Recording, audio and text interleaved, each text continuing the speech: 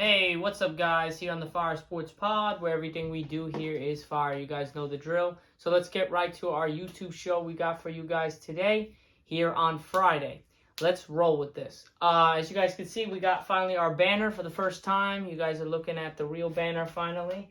Got it good, so now we don't have to worry about it basically shitting on us. It's not going to shit off. So we're going to have it for a long time and hopefully for the foreseeable future. So let's roll with this. We got a big show for you guys today. We got a lot of stuff going.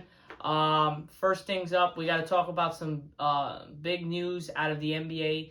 Damian Lillard is now an official Milwaukee Buck. He has said goodbye to Portland and the Trailblazers, which is a sad sight for me to see because as I've known Dame, he's always been with the Trailblazers. He's my second favorite player off of LeBron James. So it was kind of sad this morning to see him go, but he actually went for a good cause, try to win a championship. He did. He fulfilled his stuff for the foreseeable future. He basically has fruitioned himself into Milwaukee and has said goodbye to Portland. He gave his heart, his blood, his sweat, his tears for Portland and that city and the organization of the Trailblazers, and he has officially said goodbye. But this is what the trade was with Dame and the Milwaukee Bucks. It was a 3-team trade with the Suns, the Trailblazers, and Milwaukee. So let's go over this. So first off, we're gonna go over what the starting five would look like when Damian Lillard will start this season potentially. You have Dame at the point. You have shooting guard. You got Covington. You got Chris Middleton at the 3. Giannis at the 4. Brook Lopez at the 5.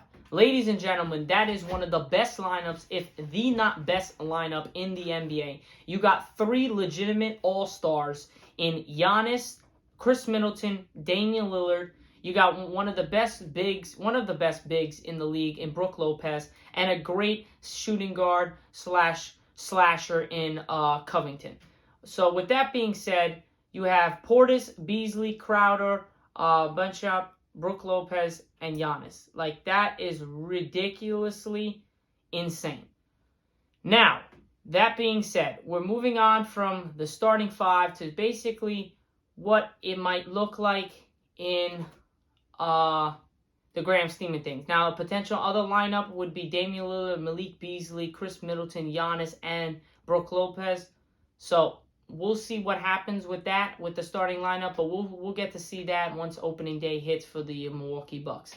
Now, this is what happened in the trade. The grand scheme of things, Portland Trailblazers are trading guard Damian Lillard to play alongside Giannis Antetokounmpo with the Milwaukee Bucks as a part of a 3-team deal that also includes the Phoenix Suns, sources tell Adrian Wojnarowski. Portland will receive Drew Holiday, DeAndre Ayton, Kamara, Milwaukee's 2029 unprotected first-round draft pick, and unprotected Milwaukee swap rights in 2028 and 2030, sources told Wojnarowski. The Suns will receive Yusuf Nurkic, Grayson Allen, Nazar Little, and Kenyon Johnson, sources also tell. Blazers remain engaged elsewhere on deals are expected to immediately engage contending teams on trade talks to move Holiday. So they're not looking to keep Holiday, as they know they have Anthony Simons, Scoot Henderson. They have a lot of young talent. They're trying to move on from Drew Holiday to get some youth and draft picks back from him. So they're moving on from Drew Holiday. He's not going to be a Milwaukee Buck a Portland Trailblazer for long.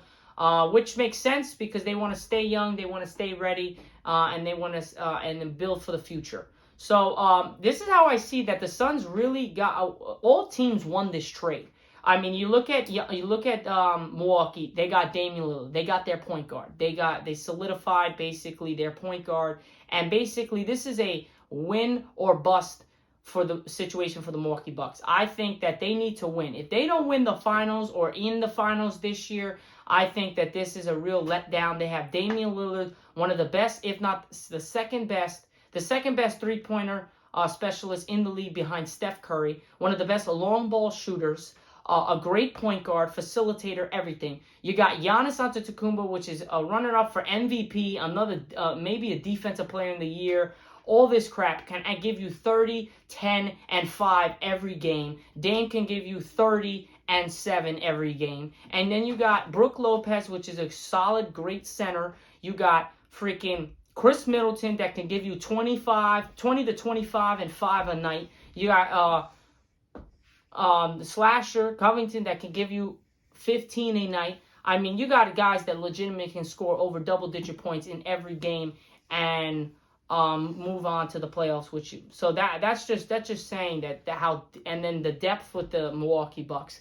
Now with Yusuf Nurkic going from Portland to the Suns, they get away with DeAndre Ayton. DeAndre Ayton didn't pan out well in the Phoenix with everybody there. Yusuf Nurkic is a really good center. He's going to do well with Kevin Durant, Bradley Beal, Devin Booker. It's going to be a nice sight to see with that. Remember, they don't have Chris Paul anymore, so that's going to be a good core there. They also got a great, gritty guy in Grayson Allen, defender, and can shoot the ball really well. Nazar Little and Keon Johnson, great off-the-bench guys in that lineup with the Suns. And then with the Blazers, I mean, the Blazers got Drew Holiday, which they're going to move around, like I said earlier, to get draft picks and maybe get some younger guys. You got DeAndre Ayton, which is a center, and if he does well, he can be an all-star. He's an all-star center and could potentially give you 15 to 20 a night. He can give you 20, 10 a night. He'll be a great asset for you guys, for Portland. And Portland, like I said, got Scoot Henderson, Anthony Simons. They got Grant. They got a lot of young talent, and bringing DeAndre Ayton in is going to be something well for them. So we'll see how Milwaukee fares this year with Dame. They need to be in the finals without a doubt. If not, this is a bust season, and this looks like a terrible decision. Now, with Portland, this is rebuilding year. They're going to get better as years go by. And then for the Suns, they just got even better with Yusuf Nurkic, I believe, which is a proven center. And if he stays healthy, he's going to be really well for Phoenix. Now, moving on from the Portland Trailblazers, we're going to go into how this will affect the rest of the league. Like, we're going to move on, and we're going to look at this site, and we're going to see how Richard Jefferson had some good takes on, have become the way too early favorites with the addition of Damian Lillard. Milwaukee Bucks emerged as the conscious betting favorites to win the NBA title Wednesday after ESPN's Adrian Wojnarowski reported that they would be acquiring superstar guard Damian Lillard from the Portland Trailblazers in a 3-team blockbuster deal that shook up the odds at the U.S. sports books. The Bucks moved ahead of defending champion Denver Nuggets and into the top spot in Caesars Sportsbook odds to win the title. Milwaukee was a plus 375 on Wednesday afternoon after the deal was reported that the Nuggets were plus 425, followed by the Boston Celtics plus 500 and the Phoenix Suns plus 550. No other team has had single-digit title odds at Caesars. In the deal, Portland will receive, like I said, Drew Holiday, DeAndre Ayton, Tournament Cameron, Milwaukee's 2029 protected, Milwaukee swaps right in 2028 and 2030. Suns receive Yusuf Nurkic, Grayson Allen, Nazar Little, and Keon Johnson. Before the deal, the Bucks could be found as long as plus 850 behind the Nuggets, Celtics, and the Suns at some sports books. Milwaukee had attracted the 5th most best bets to win the NBA title at DraftKings behind Denver, Boston, Phoenix, and Miami. Because before this, Miami was supposed to be the team to get Damian Lillard. And now, Jimmy Butler did say a couple hours ago the league should be looking into Milwaukee tampering. Now, who knows if that's true? I mean, I know Jimmy Buckets wanted Damian Lillard alongside of him, but sometimes that's the way the cookie crumbles. You don't get what you want, and you cry about it. So let's hope that there was no tampering. This is for real, and we don't have to worry about some bullshit down the line with Milwaukee and how they were tampering with Damian Lillard, and that's how they got him. Let's hope this is legit and everything goes well and we have a great season. But mark my words, ladies and gentlemen, this might be one of the greatest NBA seasons of all time. You got talent spread across the world, across the league in the East and the West. You got the Lakers revamped roster. You still got the Nuggets. You got the Warriors adding Chris Paul. They also, we're going to get to that later, where they also signed Rudy Gay, which is a a pretty big pickup for me. I think Rudy Gay is going to be a solid pickup for Golden State. But moving off that, guys, let's move on to Some big news coming out of the NBA. We're going to talk about some NBA sports news and stuff like that. Clippers, Kawhi Leonard, Paul George entering camp fully healthy and ready to roll this season. Now, we will see, because these guys, they get hurt every freaking season, and we can never see them together. Leonard played in the first 2 games of the Clippers' first-round playoff loss to the Phoenix Suns before being sidelined with a torn right meniscus. He underwent a cleanup procedure on the meniscus on June 6th. George is fully recovered from a right knee sprain that kept him out of the first round. So that's both awesome to see. Even though I'm a Lakers fan, it's great to see them back and healthy so we can really beat them when they're at their best. Moving also on to Luka Doncic and Kyrie Irving. Full preseason with Kyrie to boost chemistry with Luka, which is big for them. It did seem down the stretch late in the season when they're trying to push for the playoff spot, they've kind of lost chemistry. Didn't really know who wanted the ball at the end, was jumping, throwing passes that were pretty bad to each other, were kind of forcing the act, both of them, instead of just give and go and letting people score and do what they got to do to win the game. So that's a good thing for Luka and the Dallas Mavericks to see if they could both be on the same page this year. Another word, Magic Johnson also said Knicks are the only team he would consider owning, which is kind of a weird one. But the New York Knicks would be one of the franchise that could make him have second thoughts. I think it would be intriguing, Johnson said Tuesday. The only team I would actually probably think about is the New York Knicks. Johnson arrived in New York for a speaking engagement at the YMCA from Washington, where the member of the Commanders' new ownership group watched his NFL team lose to Buffalo Bills on Sunday 37-3. So they had the member and Magic Johnson in the building, and they lost 37-3 to show them his love. So Johnson also named Golden State Warriors, Detroit Pistons, and Atlanta Hawks as teams as being turned down. Rather than himself in a competition with the Lakers, the Knicks thought offer something different. So we'll see what happens with that. Another thing, like I said, Rudy Gay agreed to a 1-year contract with the Warriors. We'll see how this pans out. Actually, they got Chris Paul. Gay is 37, has played for 5 teams across 17 NBA seasons. The past 2 with the Utah Jazz. His own career's average of 15.8 points and 5.6 rebounds in 1,120 games and 778 starts with the Memphis Grizzlies, Toronto Raptors, Sacramento Kings, San Antonio Spurs, and Utah Jazz. Gay was named twice previously in the offseason, being traded from the Jazz to Atlanta in June and then dealt again to Oklahoma City about 2 weeks later before they waived him.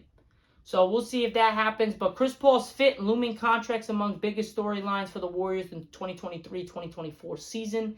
As Golden State Warriors general manager Mike Devlin Jr. and coach Steve Kerr spoke to the media on Monday for the first time this season. Their message was clear. The Warriors head into the 2023-2024 season confident and connected.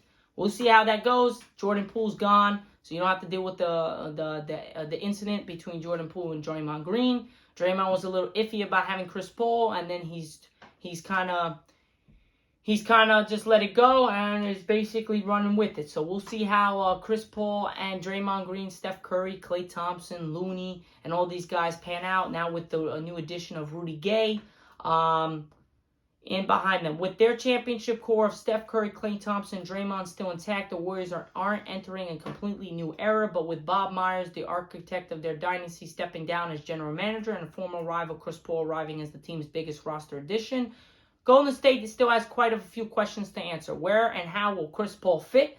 I don't think in the starting lineup you go too small with that aspect. But remember, I don't know. I'm not the general manager. I'm not the coach. But personally, I don't think Chris Paul should go in the starting lineup. I think he should come off the bench with Kuminga and all these guys. I don't think he should be in the starting lineup. But that's just me. Chris Paul, Golden State is quick, where and how will Chris Paul fit? Are the moves of the Warriors made during the offseason enough to be in contention for a title? Are they ever? Yes, they are. They're always in contention. You guys still got Steph Curry, the best shooter of all time. Klay Thompson, one of the best three-point shooters of all time as well, and Draymond Green, one of the best leaders in the game as well. They have identified what caused their struggles away from Chase Center. How will this season impact the future contracts for Kerr and Thompson?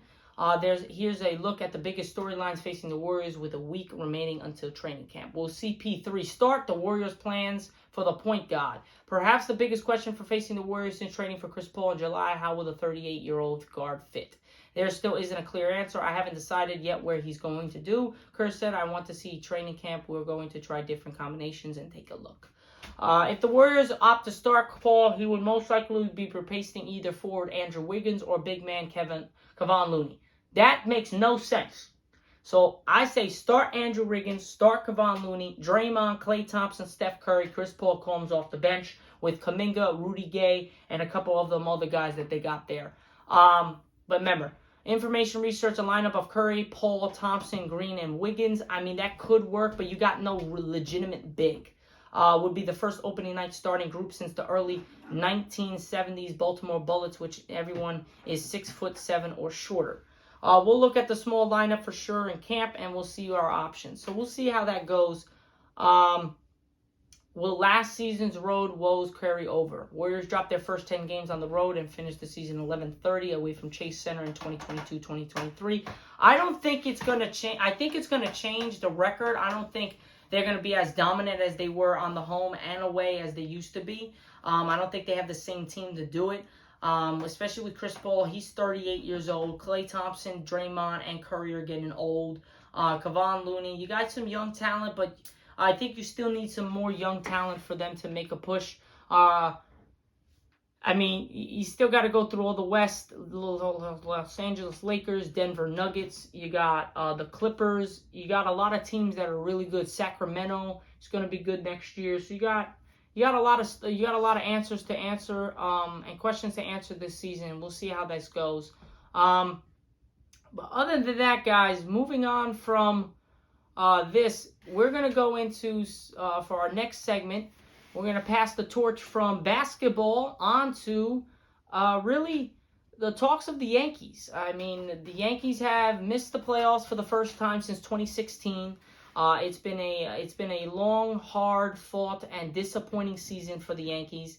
And really, we came alive at the end. I mean, we just finished a game just about 20 minutes ago, and we won the game 6-0. We won yesterday's game 2-0. We've been winning, but it came too late. I mean, we're 81-77 right now. We are officially eliminated from the playoffs. That was on Sunday when we lost 7-1.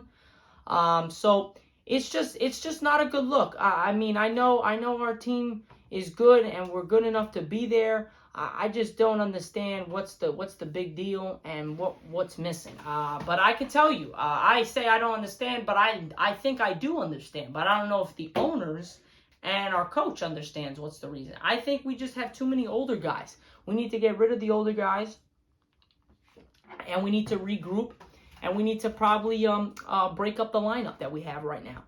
I mean, there's a lot that's went wrong. Yankees missed the playoffs first time since 2016. Aaron Judge eyes drafted from the center of the Yankees clubhouse Sunday afternoon, accompanying nearly the same swath of carpet where he rested 11 months prior. Judge has the same thought as he and his teammates prepare to lead home. Even earlier, the Yankees were eliminated from playoff contention Sunday, now shifting their outlook toward 2024 season. With a 7-1 loss to the Diamondbacks at a soggy and windswept Yankee Stadium. This marks the Yankees' first time missing the playoffs since 2016. There's a lot that went wrong, Judge said. What it comes down to is that we just didn't come out here and do our job. With the type of lineup we have, the pitching rotation, we just got to show up collectively. Every year I've been in New York, I've been in the postseason. It's going to be a little different this offseason. It's just going to give us more time to work and get ready for the next one. I hope he's right. The captain of this team, the New York Yankees captain, Aaron freaking Judge, big man, all rise, Aaron Judge, is telling you that we got to get our asses in the gym and get our asses collectively going for next year. If we come out like we did this year, and we're going good, and then one person gets hurt, naming Judge, and he's out for 50 games, there's no effing way that we can go from being one of the best teams in the league to one of the worst teams in the league over the next 50 games. I mean, it's remarkably, ridiculously unacceptable. I mean, we had our chance. Judge probably would have been able to break his record of home runs. I mean, he had 2 more home runs today. two more home runs today. He had a 2-run homer in the third, had a 2-run homer in the sixth. I believe that's correct. So he can hit. He just needed time to get back in the swing of things. And you're looking at it you're looking at it now, and you're like, damn, man, he almost had 40 home runs, and we still got to October 2nd, which is the start of the MLB playoffs. So we got until October 1st, legitimately, for Aaron Judge. It's right now going to be October 29th when our show is over. October 29th, Friday, October 29th, we will have 2 more days. Not to mention, on this Wednesday, we're doing the recording, he hit 2 home runs. We have the 28th, the 29th, and the 1st of October. He still has 3 more games, 3 more days, last series, to hit something. I mean, he's got some room to go. So we'll see how that goes. But moving on from that, I mean, with the group that we have, the rotation we have, with the Yanks record right now, when this game came out, we were 78 and 77. Now we are 81 and 77. I mean, we have the tools to be in the playoffs. We have the tools to win a World Series. We do. I legitimately do. I believe we legitimately have the tools to do it. I just don't think we have the mindset and we have the work ethic to do it. I don't think we want it as bad as people think we do. Just looking at some stats here from this night's game. The only thing we're looking forward to is seeing if Garrett Cole can win the Cy Young Award. I don't think he gives a shit about it. I think he cares more about winning a World Series ring and putting that ring on his finger. I don't think he gives a shit about a Cy Young Award. I think he would love to win a Cy Young and win a championship, but I think his ultimate goal is the championship. So it's good and all if he does win a Cy Young. That just shows his dominance this year. But we basically left his dominance in the wing and just said fuck it, because we just did not care for it, because we didn't show up to play, and we were in the New York Yankees of who we usually are. Just going. We gave up 0 this game. He's now 15-4 on the season. He went 9 innings and gave up 2 effing hits. 2 hits and 5 strikeouts. We wasted that outing. 6-0 we won, right? So Judge here went 2 of 3, 3 runs, 4 RBIs, 2 home runs, and 2 walks. I mean, as a team, we hit 35 at-bats, had 6 runs, 9 hits, 6 RBIs, 2 home runs, and 5 walks. I mean, what are we doing? We're coming alive at the end of the season. I mean, Tuesday we won 2-0. Wells hit a 2-run homer, and we won 2-0. Monday, we won again, 6-4. Sunday, we lost, 7-1. Saturday, we got postponed. Friday, we won 7-1. I mean, that just shows you that we had a chance. We really had a chance to win the series. But we lost on Sunday, which kind of pushed us back. And now, basically, we're just playing for nothing. Now, we play the Blue Jays tomorrow. We play the Blue Jays on Thursday, September 28th at 7:07 at the Blue Jay Stadium. We have Friday. We play against the Royals. And then we have Saturday. We play another set against the Royals. Another game against the Royals. And Sunday, as the last game of the season, we play against the Royals at the Royals. So October 1st is our last game of the season. We have a game Thursday, Friday, Saturday, and Sunday. We got 4 more games for Judge to perhaps hit over 40 home runs. That's ridiculous. And he missed 50 effing games. That's remarkable. You're telling me in missing 50 games, he's going to hit almost about 40 or over 40 home runs. And if he was here, you're telling me I would give him over 70 home runs. That's only 30 more home runs in 50 games. I think he could do it. I certainly think he can do it. Now, moving on from the Yankees, we suck. We're out of the playoffs. Let's hope maybe Garrett Cole wins a Cy Young Award. And Judge keeps his dominance and keeps his hitting streak and his home run streak alive. And we go into the season Not on a good note, but on an okay note with knowing that Judge is back and healthy and ready to roll for next year, and Garrett Cole has not missed a beat since last year and this year. He's playing phenomenal. Now, moving on from that, we're going to go over some of the wild card and how the playoffs are looking off for the National and the American League. Now, let's move with that. So, ladies and gentlemen, we are going to look at the playoff picture and how the playoffs are looking up. So, with the American League standings, Baltimore Orioles are in first place with a 98-59 record. Texas Rangers are 88-69 at the second. Minnesota is third at 84-73. And the wild card is Tampa Bay Rays at 96-62. Toronto Blue Jays at 87-70, and the Houston Astros at 86-72. Seattle Mariners are in the hunt just behind the Astros with an 85-72 record. They are 0.5 games back. Now in the National League, we have the Atlanta Braves at 101-56 record, by far the best record in the MLB. Behind them are the Los Angeles Dodgers with a 97-60 record. Milwaukee Brewers with an 88-69 record in the third spot. And in the wild card, we got the fourth spot with the Philadelphia Phillies 88-69. The fifth spot, Arizona Diamondbacks 83-74. And the sixth spot, Chicago Cubs 82-75. In the hunt, there are two teams that could make it. Miami Marlins 81-75, and the Cincinnati Reds 81-77. Both teams are within less than 2 games back from the sixth spot with the Chicago Cubs have. Now, moving on from, that's basically how the MLB playoffs are looking right now. Again, we still have 4 more days of baseball until the season is over, which ends Sunday, October 1st. So we will see how well who pans out, and next week on our show, we will talk about what the playoff picture is looking like for the MLB playoffs. So moving on from the MLB playoffs, we are going to roll into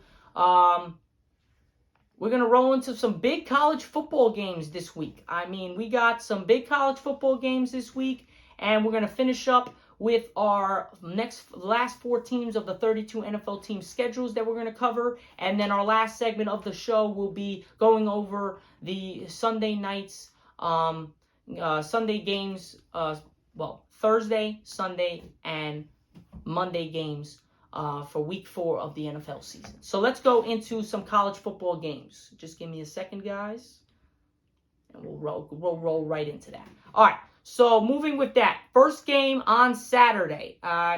Thursday and Friday there are Utah. On Friday, big game was probably number 10 Utah at number 19 Oregon State, FS1 at 9 p.m. Eastern Time. Other than that, that's pretty much it. Saturday, we start out with Penn State at Northwestern.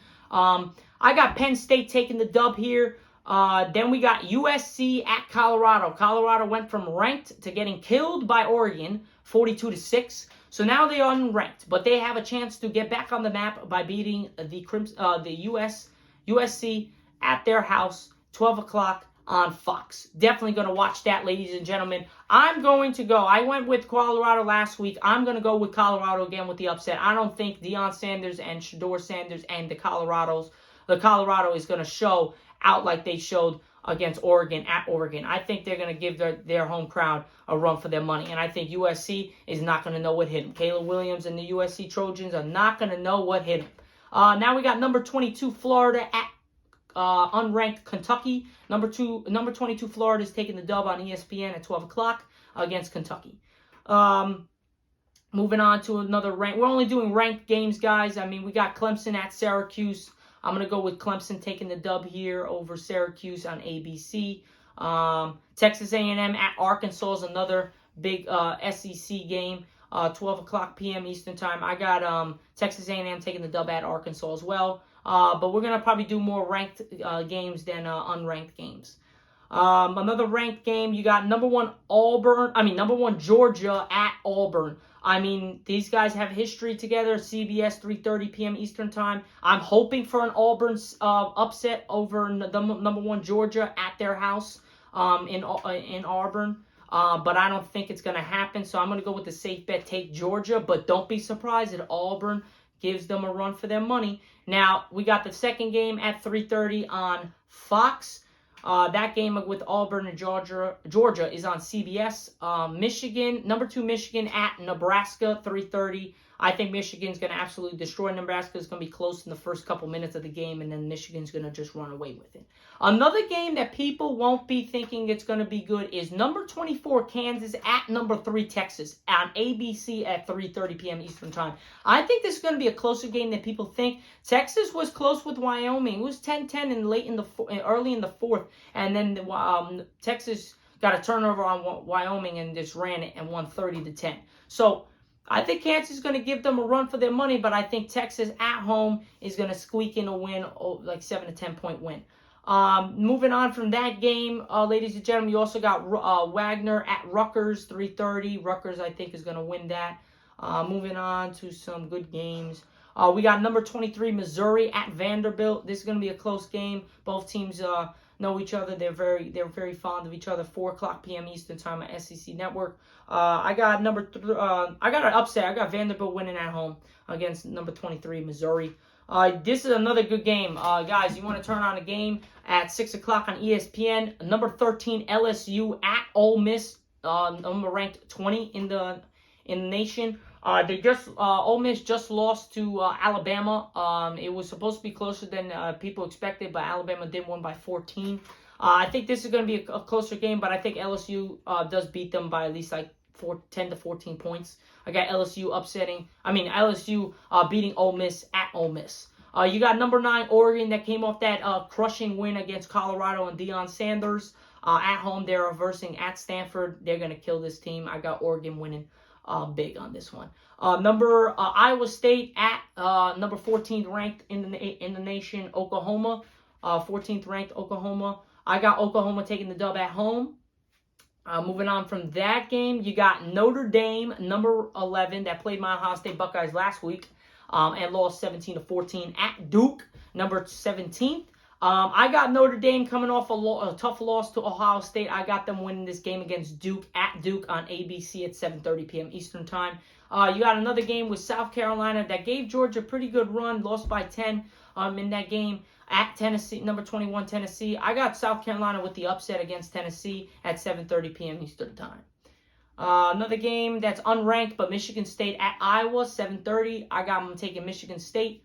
Another game that we have is number 7 Washington at Arizona. I got Washington taking the dub here. And then you got number 12 Alabama at Mississippi State. I got Alabama taking the dub here on ESPN. So let's see. I don't know, guys. If let me know in the comment section. But I don't think Ohio State is playing this week.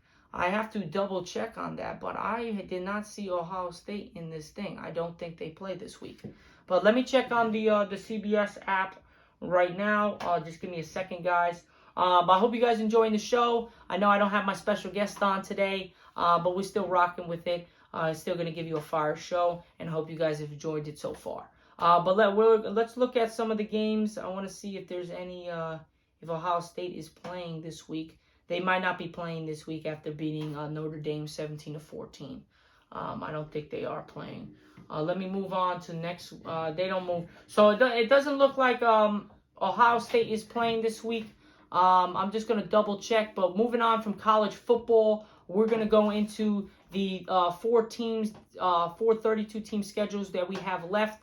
But right before that, I'm just going to look up Ohio State's schedule and see if they are playing this week. No, they don't play this week. They actually play next weekend on October 7th at 12 o'clock at home against Maryland. We are now 4th ranked in the country. And then after that, on October 14th, we will be playing Purdue at Purdue. And then the game of the year. One of the games. We got Michigan and then Penn State. But Penn State is first. Number 6, Penn State visits Ohio State. Number 4 on October 21st, Saturday. Cannot wait for that. Ohio State's beating the shit out of Penn State. Cannot wait for that. Let's move on to now some NFL schedules, the last 4 teams of the NFL schedules that we have to talk to you guys today. So we have the Cardinals we're going with first, the Seahawks, the 49ers, and then the Rams, and then all the schedules are done. We'll come back at the end of the season before the playoffs start for football and see how I did with the record for each team and see if you guys should have listened to me. But let's move on to the Cardinals' first 3 games of the regular season. They took an L against Washington in a close loss. They were up in that game, lost 20-16. They lost to the Giants when they were up 28-7, 31-28. They did beat my Dallas Cowboys this weekend that just passed, 28-16, which was a shocker. But you know, Dallas always does this to me. So it is what it is. We're gonna get back. They're gonna get back with me this weekend when we verse the Patriots. But that's for the week 4 games that we're going to talk to later on. But the next game, they are now 1-2 on the season. So 49ers, they're going to get killed 1-3. Cincinnati, they're going to get killed again 1-4. Rams, I think they'll win 2-4. Seattle, I think they'll lose 2-5. Baltimore, I think they'll lose 2-6. Cleveland, I think they'll lose 2-7. Atlanta, they'll win 3-7. Houston, I think they'll lose 3-8. Rams, I think they win 4-8. Pittsburgh, I think they lose 4-9. San Fran, they lose again 4-10. They beat Chicago 5-10. They lose to Philly 5-11, and they beat Seattle the last game of the season 6-12. So I got the Arizona Cardinals going 6-12 on the season. So that's how I'm going. They're going to be in all their games. I think other than the 49ers and Philly, other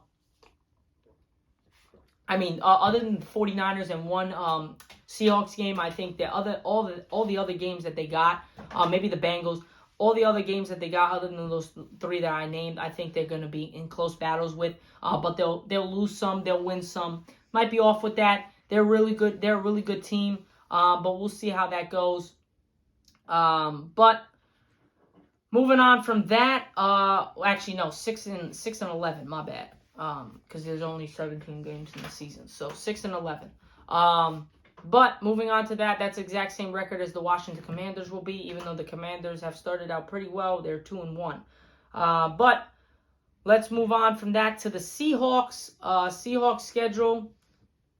They took an L the first game of the season against the Rams. They beat the Lions in overtime, and they beat the Panthers. So they are now 2-1 on the season. They play the Giants this week. Fuck the Giants, man. Seahawks are winning this shit. They're going to go from 2-1 to 3-1. They have a bye, and they play Cincinnati. I think they lose this 3-2. Arizona, they're going to win this 4-2. Cleveland, I think they'll lose this 4-3. Baltimore, I think they scooch out a win 5-3.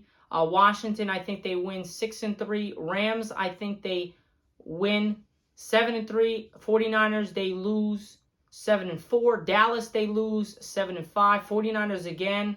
I think they'll win this one 8-5.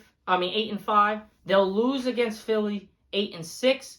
They'll beat Tennessee 9-6. They'll beat Pittsburgh 10-6, and then I got them losing to Arizona 10-7. So they're gonna go 10-7 this year, Seahawks. They're gonna have a good stretch in the beginning, have a pretty bad stretch in the middle, have an okay stretch at the end. Now moving on to the last 2 teams, the 49ers and the Rams. This is all in the same division. So they are now 3-0. Arizona, I think they'll win this 4-0 against Dallas. They ain't winning that shit. 4-1. Cleveland, I think they'll lose this too. 4-2. Minnesota, I think they'll win 5-2. Cincinnati, I think they'll lose 5-3. Jacksonville, I think they'll win 6-3. Tampa, they'll win 7-3. Seattle, they'll lose 7-4. Philly, they'll win 8-4. Seattle, they'll win 9-4. Arizona, they'll lose. Arizona, they'll win 10-4. Baltimore, they'll lose 10-5. Washington, they'll win 11-5. Los Angeles Rams, they'll win. They'll go 12-5. 49ers going 12-5. The Rams. Now, the last scheduled team for all the 32 teams are the Rams. They won the first game. They lost the second game. They lost the third game. They are 1-2. Indianapolis, they'll lose this game this week. 1-3. They'll lose this game. 1-4. They'll win this game. 2-4. They'll win this game. 3-4. They'll lose against Dallas, 3-5. They'll lose against Green Bay, 3-6. They'll win against Seattle, 4-6. They'll lose against Arizona, 4-7. Cleveland, I don't know. Cleveland week 2, 4-7. I got Cleveland winning this, so 4-8. Baltimore, they'll lose 4-9. Washington, they'll win 5-9. New Orleans, they'll lose 4-10 or 5-10. Giants, they'll win 6-10, and 49ers, they'll lose 6-11. So the Rams will also go 6-11 with the Cardinals. I don't know how that's going to work, but we will see. Now, the guys, ladies and gentlemen, that is all for the 32 teams we have here today. That is all. We have I'm going to roll down the 32 teams. At 1, the Ravens are going to be 12-5. The Bengals at 2 are going to be 12-5. The Dolphins at 3 are going to be 10-7. The Bills at 4 are going to be 12-5. The Browns at 5 are going to be 9-8. The Steelers at 6 are going to be 9-8. The Patriots at 7 are going to be 7-10. The Jets at 8 are going to be 12-5. That's going to be definitely lower than now because Jets don't have Aaron Rodgers. Texans are going to be 7-10. Colts are going to be 6-11. Broncos are going to be 7-10. Chiefs are going to be 12-5. Jaguars are going to be 12-5. Titans are going to be 9-8. Raiders are going to be 8-9. Chargers are going to be 10-7. Bears are going to be 10-7. Lions are going to be 11-6. Washington is going to be 6-11. Eagles are going to be 12-5. Packers are going to be 11-6. Vikings are going to be 10-7. Giants are going to be 9-8. Cowboys are going to be 13-4. Best record in the NFL. We'll see about that. Bucks 7-10. Saints 10-7. Panthers 4-13. Falcons 7-1. Wait, what? 7-1. I mean 7-10. My bad. 7-10. Cardinals 6-11. Seahawks 10-7. 49ers 12-5, and Rams 6-11. Those are all the 32 teams, guys. You let me know in the comment section what you guys think of my 32 team schedules and how the records are going to be at the end of the season. But moving on from that, guys, we are now to our last segment of today's show on the Fire Sports Pod, where everything we do here is fire. We are going over the Week 4 NFL season. So starts with tomorrow. We have the Lions at the Packers at 8:15 tomorrow on tomorrow playing. So we will see. So who we got? I don't know. I'm going to go with the Detroit Lions at the Packers beating them. Falcons at the Jaguars, Sunday, October 1st, 9:30 a.m. in London. I got Jacksonville coming off a tough loss against the Texans. I got the Jacksonville Jaguars beating the crap out of the Rams. The crap out of the Falcons. Rams at the Colts. I got the Colts winning this game. Browns at the Ravens. Oof, that's going to be a tough one. I don't know. Ladies and gentlemen, I do not know. Ravens coming off a big win against Cincinnati. Browns coming off another win as well. I got the Ravens taking a dub here. It's going to be a close one as well, but I got Ravens winning. Vikings at the Panthers. Bryce Young is looking like he's going to play. Vikings are 0-3. They need this win. I got the Vikings winning this. Bengals at the Titans. I got the Bengals winning this. Titans have no chance. Buccaneers at the Saints. This is going to be a great matchup. Both the Bucs and Saints have had some crazy games over the last couple years.